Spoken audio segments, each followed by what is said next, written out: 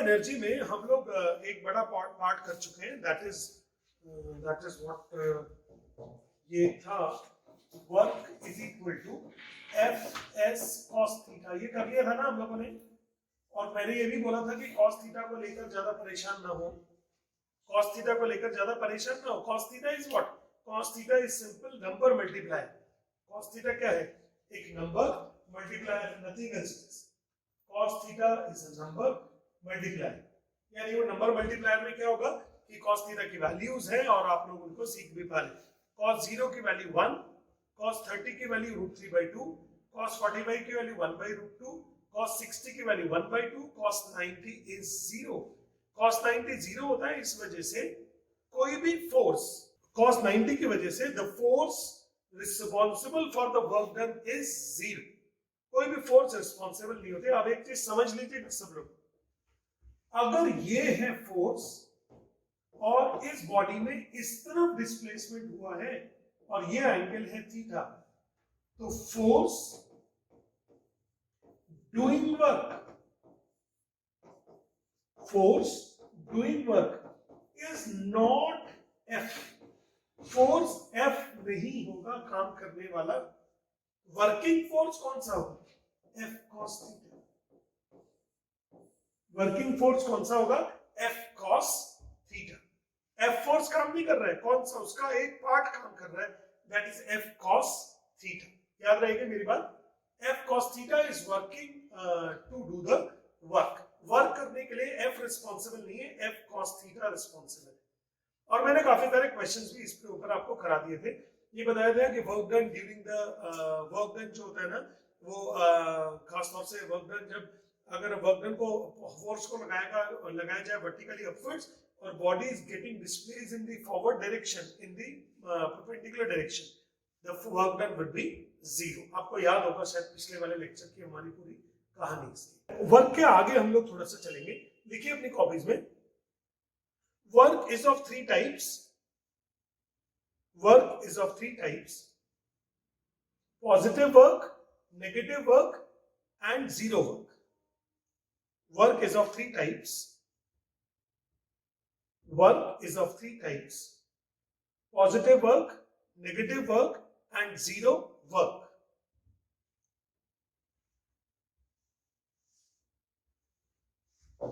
देखिएगा बच्चों, देखिए वर्क जो होता है ना वो 3 टाइप का है। सबसे पहली बात तो बॉडी के ऊपर अगर फोर्स लगाया और अगर डिस्प्लेसमेंट ऐसे हुआ, एंगल थीटा हो गया ऐसे, एंगल थीटा की वैल्यू 0 to 90 हुई।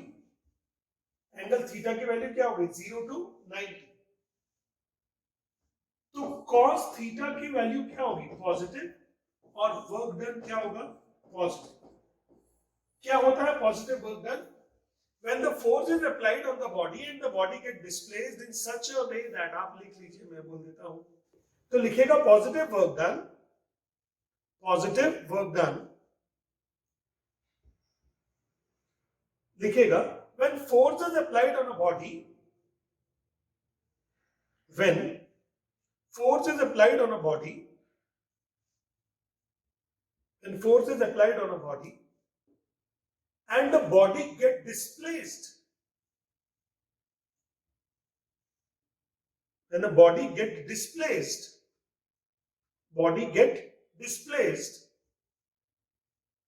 in such a way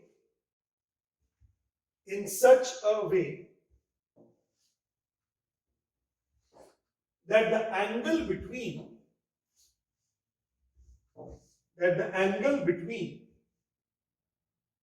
the force and the displacement,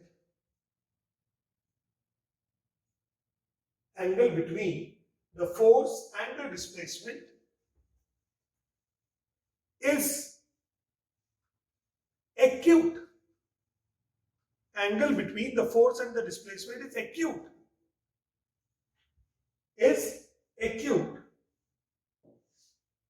मतलब ये लिख लीजिए, ये पूरा आपको समझ में आ गया होगा कि वर्क डन कब होता है? पॉजिटिव। तो आज तक आपने जो भी वर्क डन देखे वो सारे पॉजिटिव होते हैं।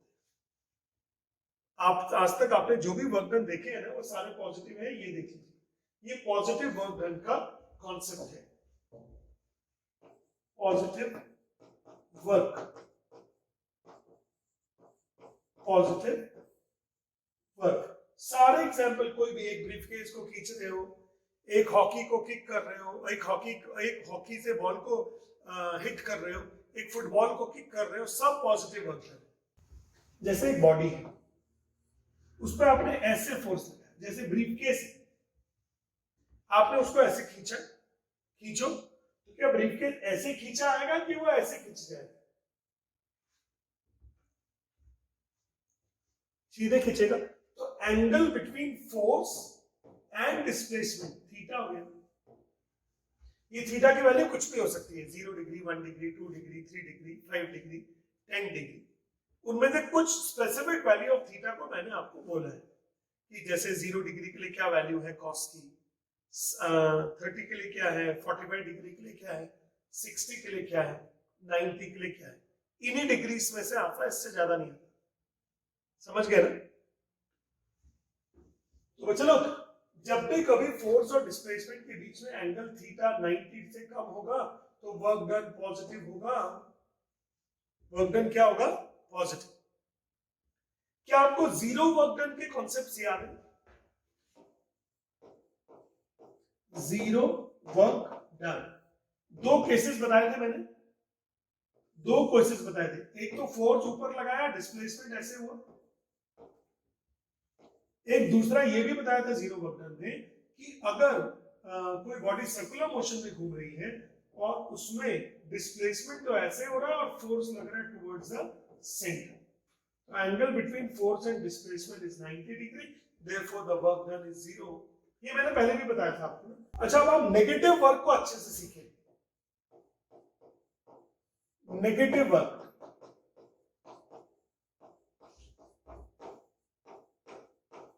पहली बात तो नेगेटिव वर्क डन जनरली आपने एक्सपीरियंस तो किया बट आपको समझ नहीं आता।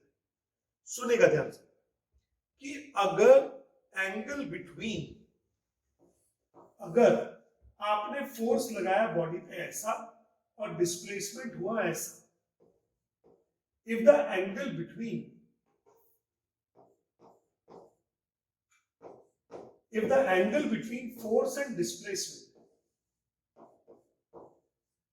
90 से बड़ा और 180 से छोटा, तो क्या इन सब के लिए cos थीटा की वैल्यू नेगेटिव है? तो चलो इधर देखें। तो चलो, जब भी कभी angle between the force and the displacement, force and the displacement 90 से बड़ा होगा और 180 तक हो जाएगा, एंगल ऑब्ट्यूज हो जाएगा 180 तक, तो उस कंडीशन में cos थीटा की वैल्यू नेगेटिव होती है। आपको पता है cos 120 देखो कितना है, -1/2 है। cos 135 देखो कितना है, -1/√2 है।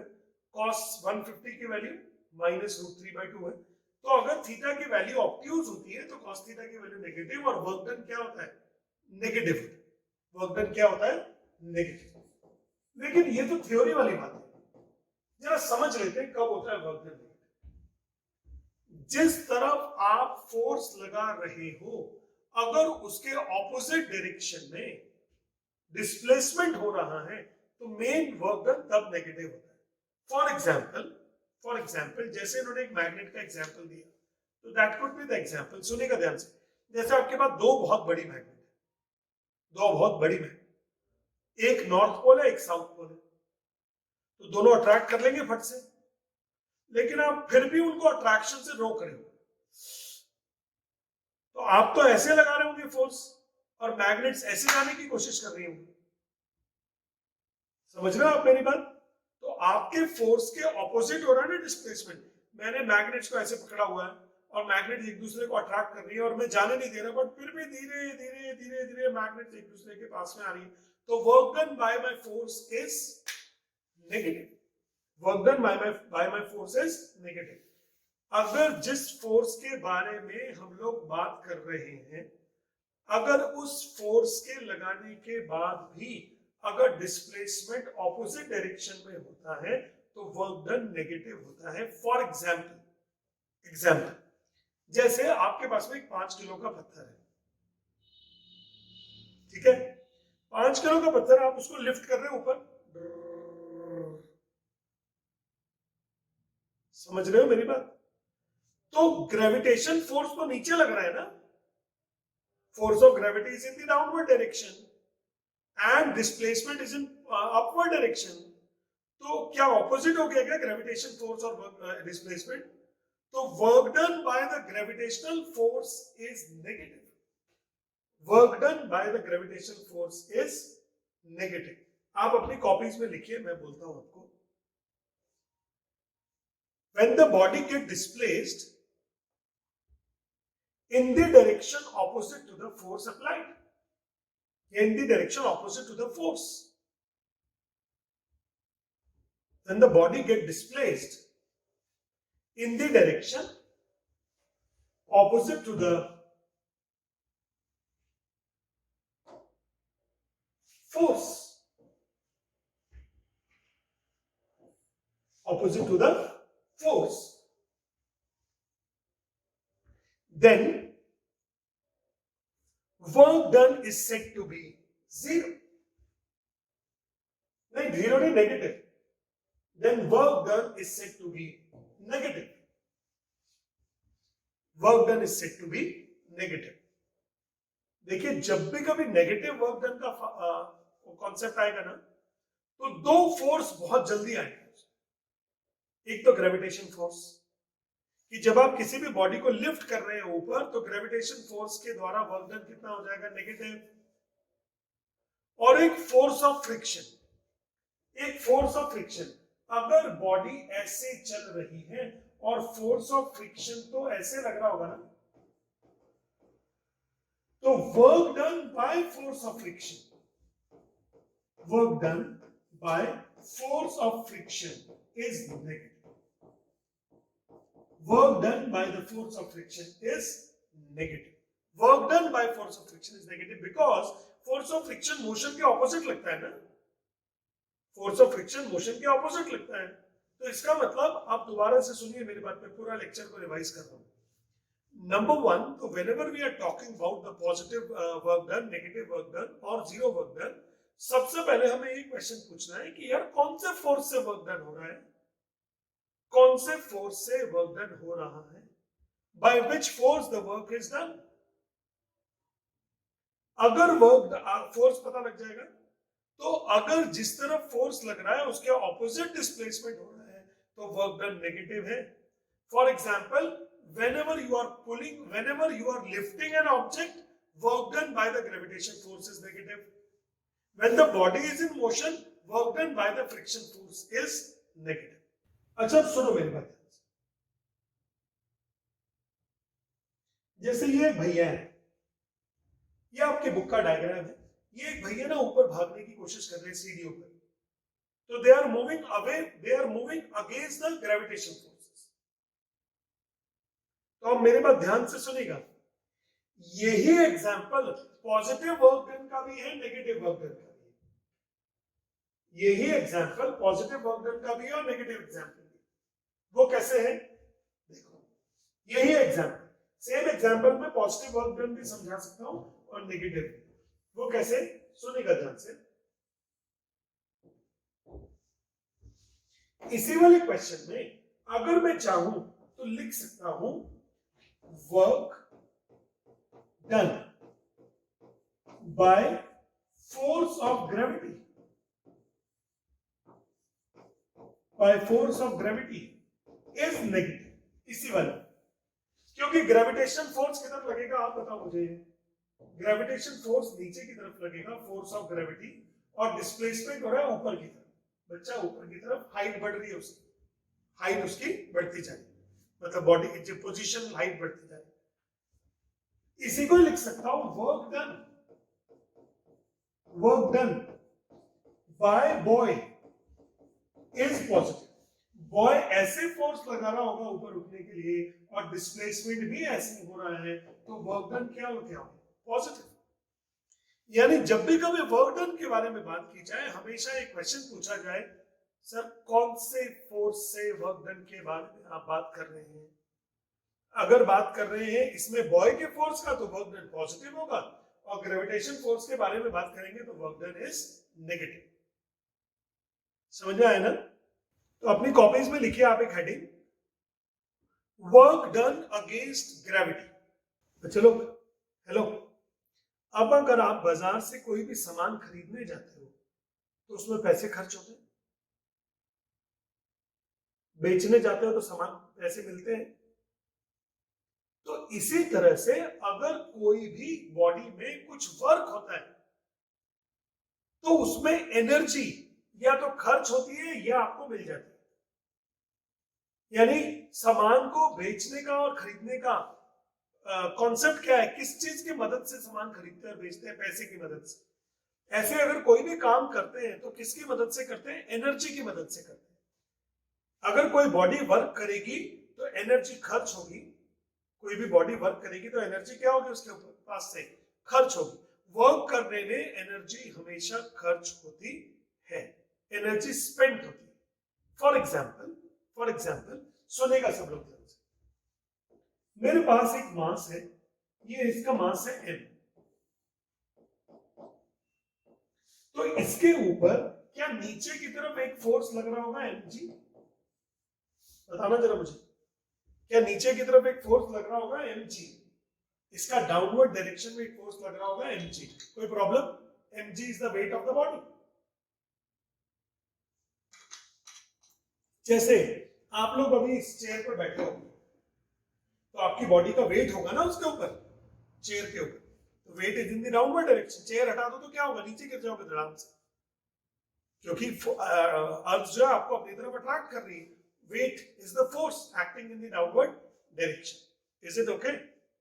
अब स्टूडेंट्स क्या हुआ, आपने इस मास को h हाइट ऊपर उठाना है, तो पहली बात तो जितना फोर्स नीचे लग रहा है कम से कम इतना फोर्स तो ऊपर लगाना ही पड़ेगा, या इससे जरा मरा सा ज्यादा, अप्रोक्सीमेटली इतना फोर्स तो आपको लगाना ही पड़ेगा। और इसको उठा के आपने ऊपर रख दिया, और देखना जरा, इसको उठा के आपने h हाइट पे रख दिया ना। अब मैंने पूछा वर्क डन कितना हुआ, तो उन्होंने बोला सर वर्क डन हुआ है Fs cos थीटा। अच्छा, अब ये बताओ कितना फोर्स लगाया होगा? कम से कम इतना फोर्स लगाया होगा जितना नीचे लग रहा है, लगभग उतना ही ऊपर लगाया होगा। भाई जैसे अगर आपको उठाना है, मुझे आपको ऐसे पकड़ के उठा दिया, तो उठाने के लिए मुझे कितना फोर्स लगाना पड़ेगा? जितना आपका वेट डाउनवर्ड्स होगा उतना ही फोर्स मुझे ऊपर नहीं लगाना पड़ेगा। अगर आपने एक आलू की बोरी ले रखी है, आलू की या आटे की बोरी, और उसका वजन है 100 किलो, तो उसका जितना वेट नीचे की तरफ होगा उतना ही तो आपको ऊपर लगाना पड़ेगा ताकि आप उसको लिफ्ट कर सको। तो इसका मतलब आपको फोर्स अप्लाइड तो कितना हो गया? mg। ये है फोर्स अप्लाइड। ये डिस्प्लेसमेंट कितना हो गया? डिस्टेंस ट्रैवल h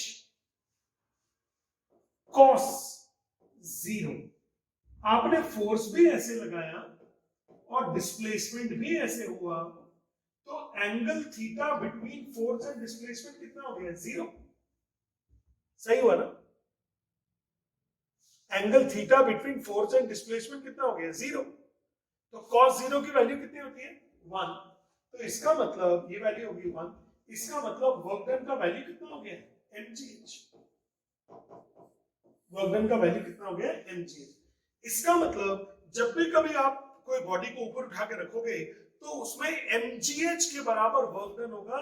इतनी एनर्जी आपकी बॉडी से खर्च हो जाएगी, इतनी एनर्जी आपकी बॉडी से खर्च हो जाएगी, मस्कुलर एनर्जी इतनी खर्च हो जाएगी। बिकॉज वर्क डन में हमेशा कोई ना कोई एनर्जी रिस्पॉन्सिबल होती है। जैसे आपके घरों में पानी चढ़ता है ना, पानी मोटर से आप एक फ्लोर से 2-3 फ्लोर ऊपर चढ़ा लेते हैं, तो इसका मतलब पानी को ऊपर लेके जाने में कौन सी मतलब वर्क डन अगेंस्ट ग्रेविटी हो रहा होगा। तो वर्क डन अगेंस्ट ग्रेविटी के लिए एनर्जी कहां से आई? जब भी कभी अगर आप कोई चीज सामान खरीद के लाओगे तो पूछेंगे पापा पैसे कहां से आए। जब भी कोई वर्क डन होगा तो आपसे पूछा जाएगा फोर्स कहां से आया, एनर्जी कहां से आई। तो मोटर में तो इलेक्ट्रिकल एनर्जी, यहां पे क्योंकि मैंने उठाया फोर्स को तो कौन सी एनर्जी है? मस्कुलर एनर्जी है। बोलो जल्दी से।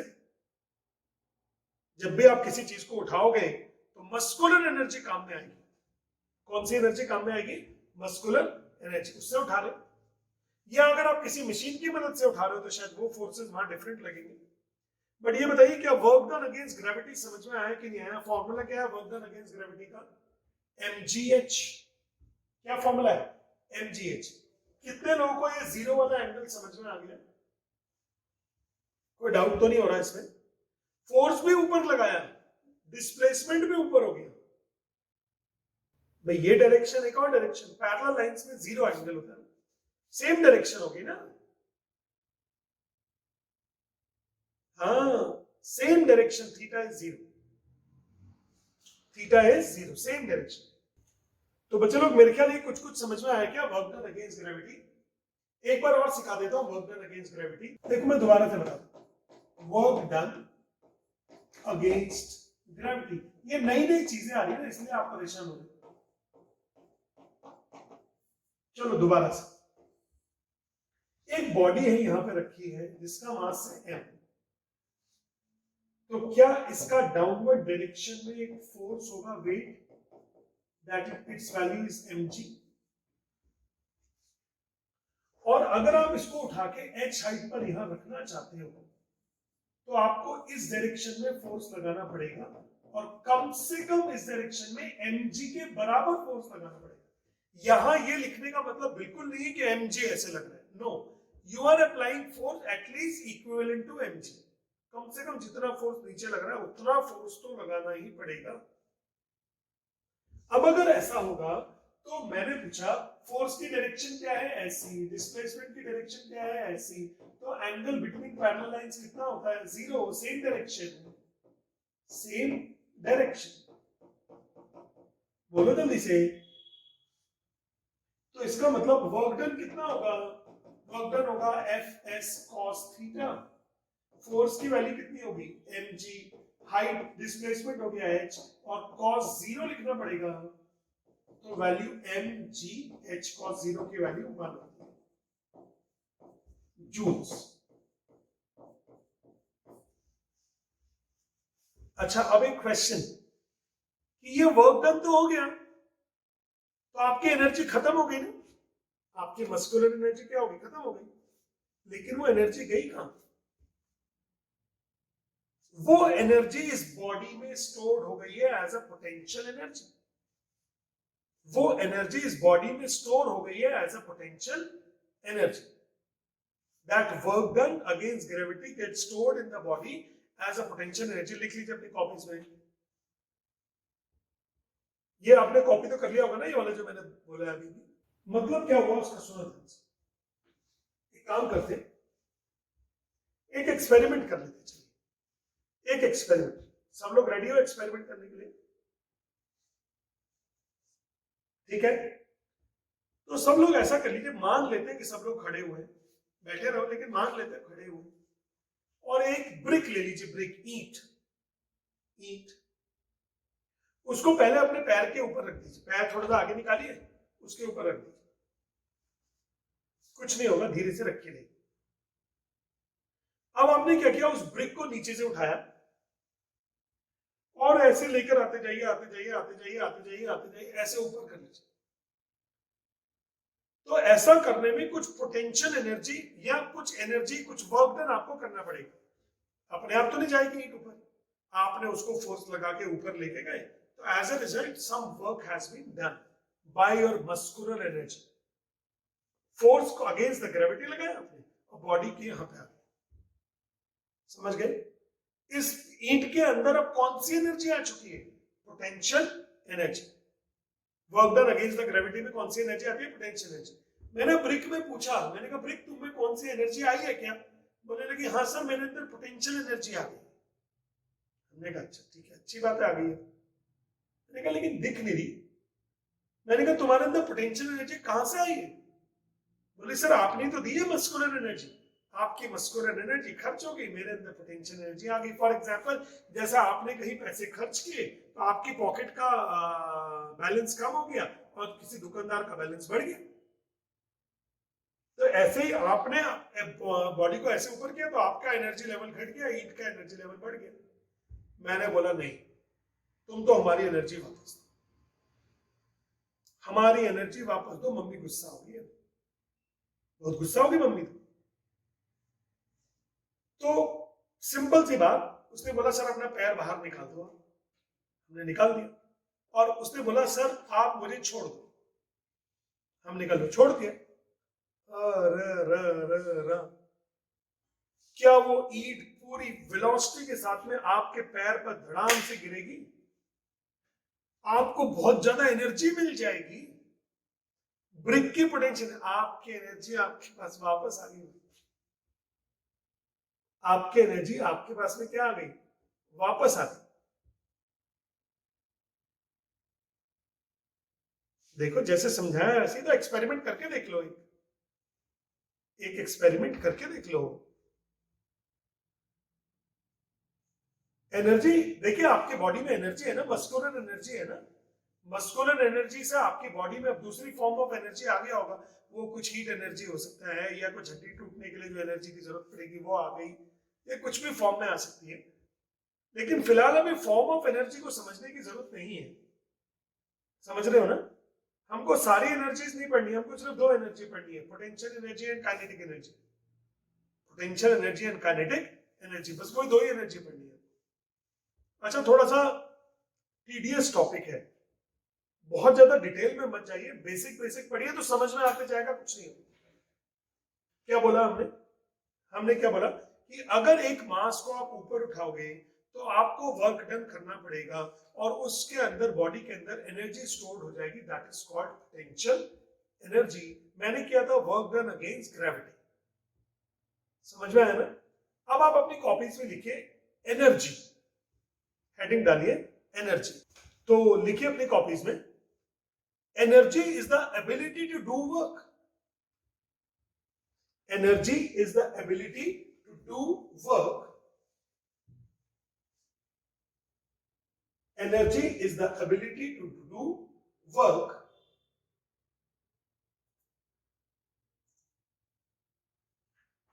ये देख लो जरा एक बार,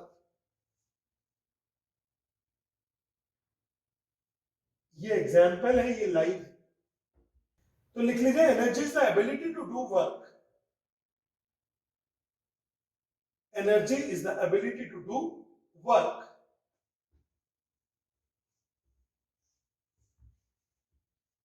The amount of work a body can do, the amount of work the body can do, the amount of work the body can do is equal to the amount of energy, is the amount of energy a body can spend.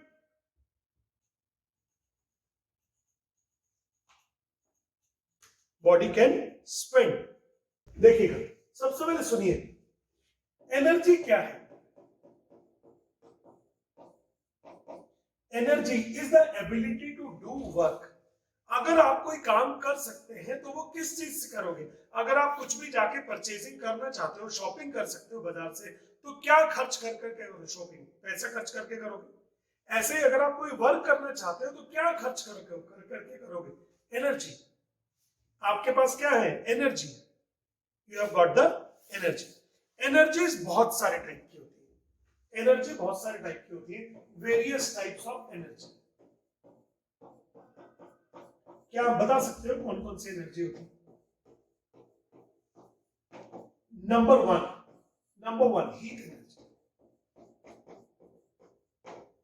Number 2 light energy. Number 3 chemical energy, electrical energy, good. और बोलो, sound energy. सबसे पहला नहीं लिखा heat energy.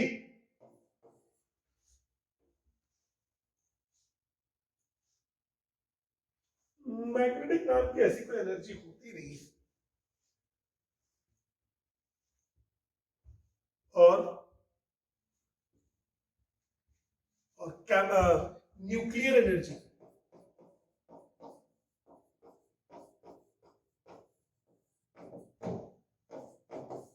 एक होती है mechanical energy. कौन सी एनर्जी? Mechanical energy.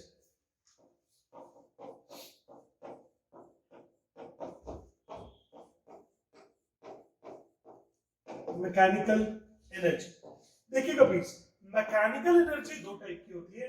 एक होती है पोटेंशियल एनर्जी,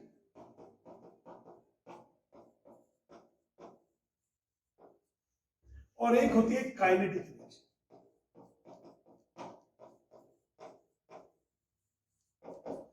एक होती है पोटेंशियल एनर्जी, एक होती है kinetic energy. Potential energy as well as kinetic energy. सुनिएगा ध्यान से, अब इसको समझना है। सबसे पहली बात तो अगर किसी चीज में हीट प्रोड्यूस हो गई तो उसमें हीट एनर्जी, कोई चीज गर्म हो गई तो उसमें हीट एनर्जी है। ऐसे अगर कोई बॉडी अर्थ से किसी हाइट पर रखी हो तो उसके अंदर पोटेंशियल एनर्जी है। अगर कोई बॉडी अर्थ से हाइट पर रखी हो तो उसके अंदर कौन सी एनर्जी है? पोटेंशियल एनर्जी है। और ऐसे पोटेंशियल एनर्जी को बोलते हैं ग्रेविटेशन पोटेंशियल एनर्जी।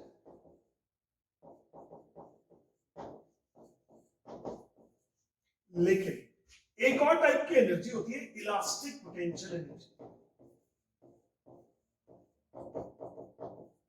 यानी कि अगर आप एक इलास्टिक ले लें, एक स्प्रिंग ले लें और उसको खींच दें तो उसके अंदर जो एनर्जी स्टोर होगी वो कौन सी एनर्जी स्टोर होगी? Elastic potential energy. किसी चीज की शेप चेंज कर दे तो उस शेप चेंज होने में अगर उसके अंदर कोई एनर्जी स्टोर हो गई है तो वो कौन सी एनर्जी है? Elastic potential energy. जैसे बो एंड एरो में होता है ना, धनुष में आप लोग तीर लगा के एक थ्रेड को खींचते हो ना, तो थ्रेड को खींचने में कौन सी एनर्जी लग गई है? मतलब कौन सी एनर्जी स्टोर हो गई है? Elastic potential energy. एक स्प्रिंग को दबा दिया तो उसके अंदर कौन सी एनर्जी स्टोर हो गई है? Elastic potential energy. गुलेल दिखा होगा ना आपने, गुलेल, गुलेल नहीं होता? गुलेल में क्या कहते हैं, एक लकड़ी ले लेते हैं ऐसे करके, इस टाइप की लकड़ी होती है, आपको याद होगा, वाई शेप लकड़ी होती है। वाई शेप क्या होती है? लकड़ी। तो वाई शेप लकड़ी ऐसे होती है। ये सर, अरे बोलो भाई, आपने उसको यहां से पकड़ लिया और उसके अंदर रबर बांध दी। ये क्या है? Rubber band. रबर बैंड या कुछ भी इलास्टिक की कोई चीज, उसको जोर से खींचते हो तो खींचने में क्या आ रहा है उस रबर के अंदर? Elastic potential energy. जल्दी बोलो। और मालूम क्या हुआ? लकड़ी टूट गई। क्या होगा? तो उससे जो मेरी आंख खुली है वो बंद हो जाएगी, जो बंद है वो खुल जाएगी। कौन सी एनर्जी का एग्जाम्पल था? Elastic potential energy. समझ गए क्या? Elastic potential energy. किसी को रबर बैंड खींच के मार दी, कौन सी एनर्जी आई उसमें? Elastic potential energy. धनुष में कौन सी एनर्जी आई? Elastic potential energy. बल्कि जो गोलियां चलती है ना, बंदूक, उसके अंदर भी स्प्रिंग बेस्ड सिस्टम होता है, उसके अंदर भी इलास्टिक पोटेंशियल एनर्जी आती है वहां पे। तो अब एक मिनट, अभी नहीं, अब सुनेगा। जैसे इसका मतलब potential energy is of two types. सुनेगा ध्यान से। The energy possessed by the body by due to its position above the earth or stretching or change in shape, stretching or change in shape, that type of energy is called potential energy. क्या होता है? Potential energy. Potential energy आपको लिख लेना चाहिए अपनी copies में, मैं बोल देता हूं आपको, लिखिएगा। The energy possessed by the body, the energy possessed by the body, the energy possessed by the body due to its position above the earth, due to its position above the earth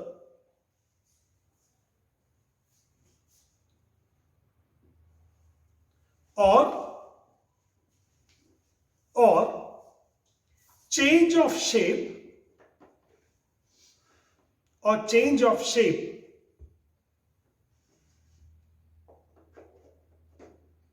is called potential energy.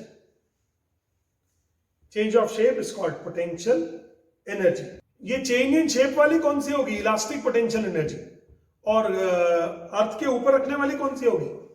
Gravitation potential energy. याद रखोगे ना इस बात को? Gravitation potential energy कौन सी होती है? It is the energy possessed by the body due to the positioning of the body above the earth. और इलास्टिक पोटेंशियल एनर्जी कौन सी होती है? जिसके अंदर आपने चेंज इन शेप कर दिया. जैसे आप लोगों ने एक आयरन की एक वो ले ली, एक रॉड टाइप की, उसको ऐसे मोड़ा और छोड़ दिया, क्या वो एक तो फट से वापस जाएगी ना? तो उसके अंदर कौन सी एनर्जी हो गई? Elastic potential energy. बोलो आया क्या समझ में? अच्छा अब सुनिएगा ध्यान से. द एनर्जी अपनी कॉपीज में लिखिए heading kinetic energy.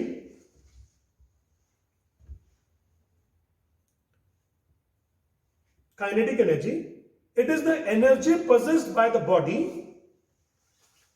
It is the energy possessed by the body due to the motion. Due to the motion.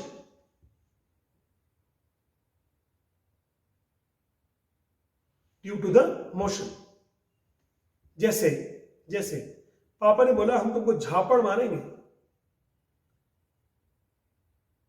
तो बोलना पापा बस घुमा के मत मारना, मार दो आप, घुमा के मत मारना. मतलब देखो ऐसे घुमा के मारने में या फिर ऐसे मारने में, ऐसे किस में ज्यादा चोट लगेगी बताओ? अब भैया उसमें ज्यादा चोट लगेगी जिसमें मोशन हो ज्यादा. मोशन. डंडे से भी किसी को मारना हो तो ऐसे मार सकते हैं, डंडा लिया लो, नहीं लगेगा. तो घुमा के जब तक नहीं दोगे तो डंडा चोट लगा रहा है या उसके अंदर काइनेटिक एनर्जी? Kinetic energy. किसी ने बोला हम गोली मार देंगे, बोला मार तो दो, बंदूक ने मत मारना, बस मार दो गोली. ये लो मार दी हमने गोली, लेकिन बंदूक से मत मारना. अरे बंदूक से मारने में क्या हो गया?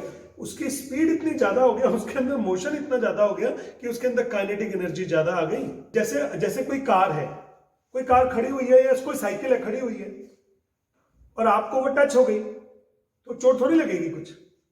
लेकिन वही साइकिल अगर दूर से तेजी से आ रही हो, धड़ाक से आपको हिट कर जाए तो क्या आपको चोट लगेगी? बिकॉज उस साइकिल के अंदर क्या थी? Kinetic energy. जैसे हमारे रूम में जैसे एयर है, हमारे रूम में क्या है? एयर. बट हमारे बाल कब उड़ते हैं? हमारा विग कब उड़ जाता है? कब उड़ता है हमारा विग? जब एयर के अंदर क्या होता है? मोशन. Kinetic energy. बाढ़ में क्या हो गया? पानी से दिक्कत है कि उसके मोशन से दिक्कत है? मोशन से. क्या हवा से दिक्कत है कि उसकी स्पीड से दिक्कत है? हवा से ही बन गया विंड, विंड से ही बन गया टॉर्नेडो, स्टॉर्म. अरे बाप रे बाप, स्टॉर्म बन गया उससे. समझ रहे हो ना? वही हाथ पापा ने प्यार से लगा दिया तो प्यार हो गया, और वही हाथ पापा ने थोड़ा सा घुमा के लगा दिया तो झापड़ हो गया. ये क्या मतलब? हाथ में प्रॉब्लम है, गाल में प्रॉब्लम है, या मोशन में प्रॉब्लम है? मोशन. वही दरवाजे को आपने प्यार से सर टिका दिया, कोई बात नहीं है, बट वही दरवाजे पे आप भागते हुए आए और टकरा गए उस दरवाजे से तो समस्या होगी. Because of the kinetic energy. किसी भी बॉडी में जिसमें मोशन होता है उसके अंदर काइनेटिक एनर्जी होती है. अब जरा एक बार डेफिनेशन पढ़ लीजिए. The energy possessed by the body due to the motion of the body. किसी भी बॉडी में जब मोशन होता है तो उसकी वजह से जो एनर्जी होती है उसको क्या बोलते हैं हम लोग? Kinetic energy. अब बोले क्या आज की मेरी क्लास समझ में आई क्या? Mechanical energy is of two types. Mechanical energy is of two types. Mechanical energy दोनों टाइप की प्रॉपर्टीज होती है उसमें, kinetic energy and potential energy. Potential energy का फॉर्मूला होता है mgh और काइनेटिक एनर्जी का फॉर्मूला होता है हाफ mv². m क्या हो गया है? Mass of the body. v क्या हो गया है? वेलोसिटी ऑफ द बॉडी, इसका स्क्वायर. कुछ समझ में आया क्या? Half mv². ठीक है ना, चलो बाय बाय।